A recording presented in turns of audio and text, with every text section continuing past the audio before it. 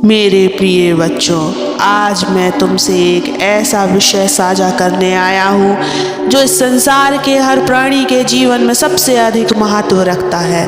वह विषय है सत्य का। इस संसार में सत्य का स्वरूप क्या है, इसे समझना आसान नहीं है। लोग इसे शब्दों में बांधने की कोशिश करते हैं, परंतु सत्य एक ऐसी अनुभूति है जिसे केवल अनुभव किया जा सकता है। सत्य कोई वस्तु नहीं है जिसे तुम खरीद सकते हो, और ना ही यह कोई विचार है जिसे दूसरों पर थोपा जा सकता है।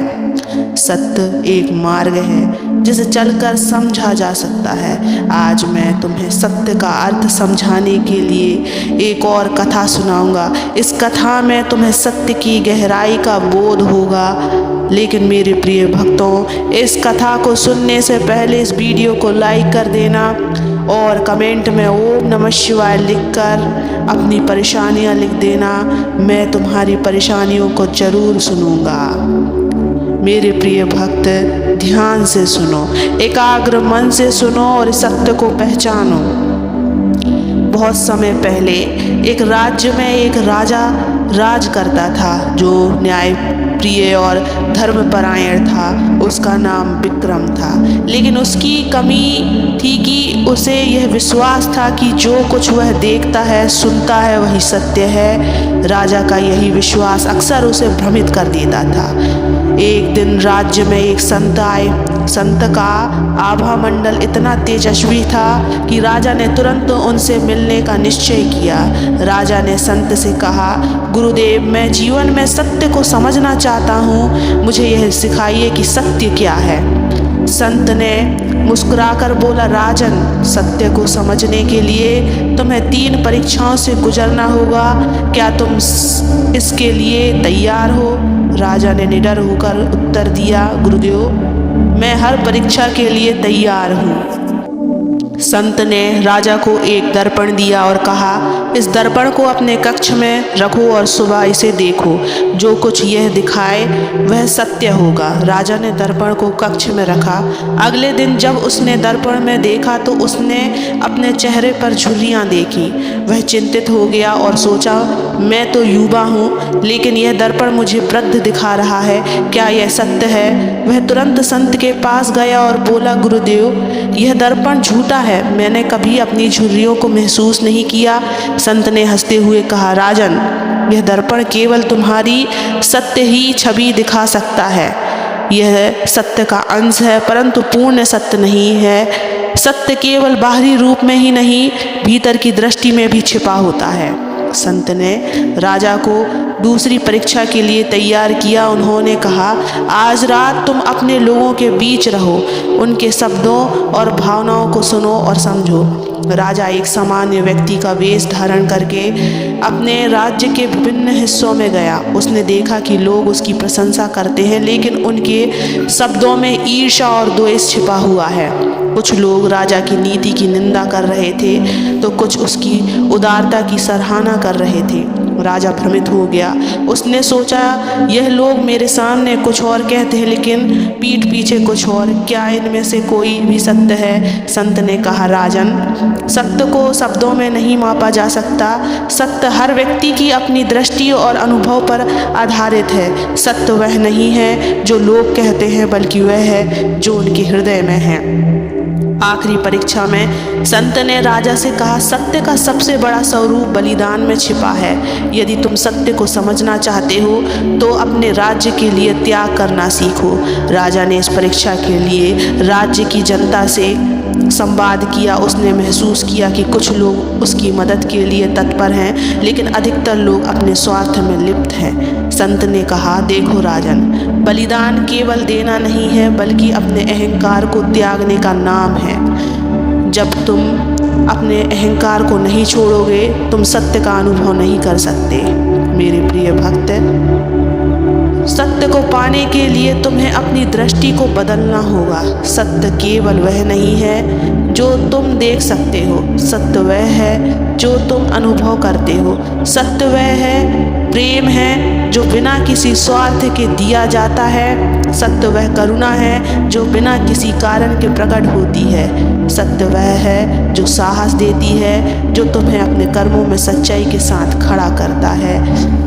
सत्य का असली स्वरूप यह है कि यह कभी बदलता नहीं है, यह हमेशा स्थिर, अटल और शाश्वत रहता है। झूठ कितना भी शक्तिशाली क्यों ना लगे, सत्य उसे अंत में परास्त कर देता है। मेरे प्रिय भक्तों, सत्य केवल एक विचार नहीं है, यह जीवन का आधार है। यह वह शक्ति है जो इस ब्रह्मांड को संतुलित रखती है, लेकिन लोग सत्य को अक्सर उसकी गहराई में समझने के बजाय सतही रूप से देखने का प्रयास करते हैं। सत्य का अनुभव करने के लिए केवल बाहरी दृष्टि नहीं बल्कि आत्मा की गहराई में उतरना आवश्यक है। मेरे प्रिय भक्त, सत्य कई रूपों में प्रकट होता है, यह केवल शब्दों का खेल नहीं है। सत्य वह है जो शाश्वत और अटल है। यह कभी समय, स्थान या परिस्थिति के अनुसार बदलता नहीं। जैसे सूर्य का प्रकाश हर जीव के लिए समान है, वैसे ही सत्य हर प्राणी के लिए एक समान होता है। परंतु बच्चों, सत्य को पहचानना सरल नहीं है। क्योंकि लोग सत्य को अपनी सुविधा के अनुसार तोड़ मरोड़ देते हैं। वे अपने स्वार्थ, भय और लालच से प्रेरित होकर सत्य को बदलने का प्रयास करते हैं, लेकिन सत्य ऐसा है जिसे कोई मिटा नहीं सकता। सत्य एक ऐसा बीज है जो चाहे कितनी ही गहराई मिट्टी में दबा दो, समय आने पर अंकुरित होकर प्रकट होता है। सत्य का अनुभव तब होता है जब तुम अपने मन के झूठ से मुक्त हो जाते हो। सत्य के दो पहलू हैं, एक बाहरी और एक भीतरी। बाहरी सत्य वह है जो तुम्हें दुनिया में दिखाई देता है, जैसे कि दिन का उजाला और रात का अंधेरा, लेकिन भीतरी सत्य वह है जो तुम्हारे हृदय और आत्मा में छिपा रहता है। वह सत्य जो तुम्हारे कर्म, विचार और विश्वास में झलकता है। जब तक तुम अपने भीतर के सत्य को नहीं पहचानोगे, तब तक बाहरी सत्य भी अधूरा लगेगा। सत्य को जानने के लिए अहंकार का त्याग आवश्यक है। अहंकार सत्य का सबसे बड़ा शत्रु है। जब व्यक्ति कहता है मैं ही हूँ, मैं ही सही हूँ, तो वह सत्य से दूर हो जाता है। सत्य वह है जो तुम्हें दूसरों को समझने की शक्ति देता है। यह तुम्हारे भीतर की करुणा और प्रेम को जागृत करता है। सत्य का मार्ग विनम्रता और सहनशीलता का मार्ग है। मेरे प्रिय भक्त, सत्य से डरने की आवश्यकता नहीं है। सत्य कभी तुम्हारा शत्रु नहीं हो सकता। जब लोग झूठ बोलते हैं तो वे डर से ऐसा करते हैं, परंतु याद रखो, झूठ का बोझ उठाने वाला कभी शांत नहीं रह सकता। सत्य हमेशा तुम्हें हल्का करता है, तुम्हारे जीवन में शांति और संतोष लाता है। जो लोग सत्य से डरते हैं वे अपने जीवन में अंधकार को आमंत्रित करते हैं, लेकिन जो सत्य को स्वीकार करते हैं वे हर परिस्थिति में निडर और मजबूत रहते हैं। मेरे प्रिय भक्त, सत्य और प्रेम एक दूसरे के पूरक हैं। जहाँ प्रेम है वहाँ सत्य है, और जहाँ सत्य है वहाँ प्रेम है। सत्य वह है जो तुम्हारे मन को शांत करता है। जब तुम अपने जीवन के हर संबंध में सत्य को प्राथमिकता देते हो तो तुम स्थायी और गहरे संबंध में बंध जाते हो। प्रेम बिना स्वार्थ के होता है और सत्य बिना शर्तों के। सत्य का मार्ग वही चुनता है जो दूसरों के प्रति सच्चा और ईमानदार होता है। मेरे प्रिय भक्त, यदि तुम सत्य को अपनाने का संकल्प लेते हो तो मैं तुम्हारे साथ हूँ। बस ओम नमः शिवाय का स्मरण करते रहो और सत्य के मार्ग पर हमेशा चलते रहो।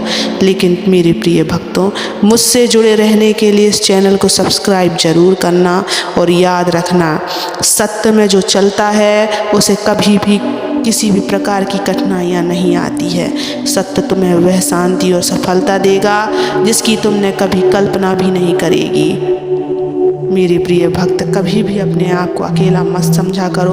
बस निडर होकर अपना कर्म करते रहो और देखो तुम्हारा भविष्य कैसे उज्जवल होता है, कैसे तुम इन कठिनाइयों को साहस से पूर्ण करते हो। मेरे प्रिय बच्चों, कभी भी अपने आप को अकेला मत समझना। मैं सदैव तुम्हारे साथ हूँ। मेरा आशीर्वाद सदैव तुम्हारे साथ ही रहे।